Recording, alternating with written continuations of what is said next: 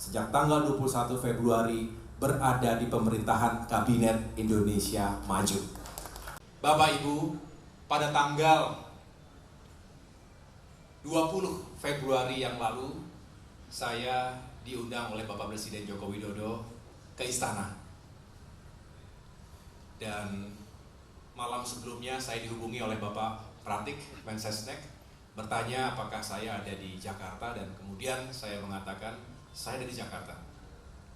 Lagi bersama Bang AM dan Bang Andi Arief mengelola tabulasi sambil melihat sirekap, telepon satu persatu ke para caleg, termasuk tim yang ada di lapangan, termasuk Bu Andi Timo yang sedang menggelar war room di DPP sini dengan sistem pemantauan yang juga kita buat dari awal.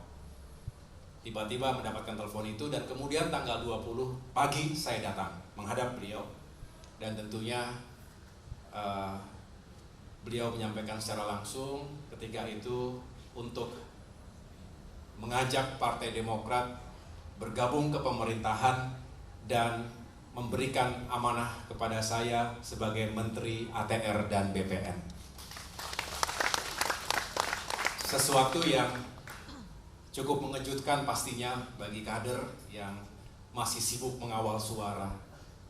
Karena kita menduga bahwa sampai dengan 20 Maret rasa-rasanya tidak ada dinamika politik yang terjadi di tingkat pusat.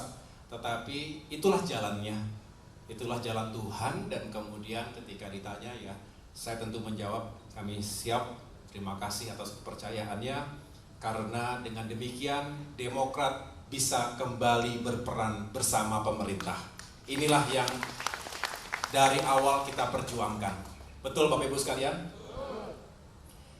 Kita memperjuangkan untuk bisa berperan kembali di pemerintahan. Jadi secara de jure dan de facto hari ini Demokrat sejak tanggal 21 Februari berada di pemerintahan Kabinet Indonesia Maju.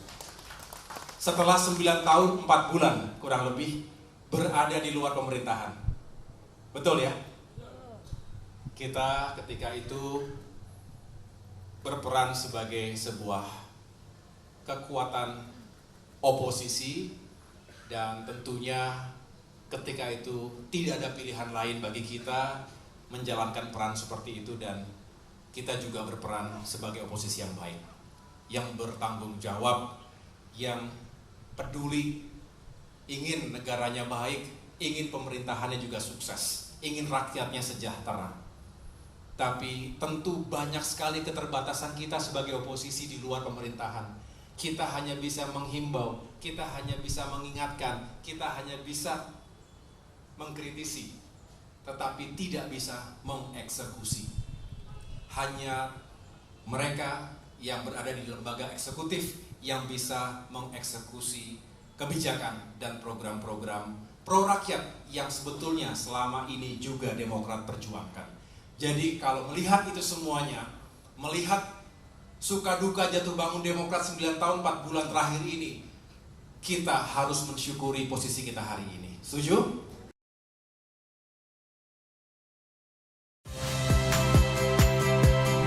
Saya Liviana Cerlisa. Saksikan program-program Kompas TV di siaran digital, pay TV, dan media streaming lainnya.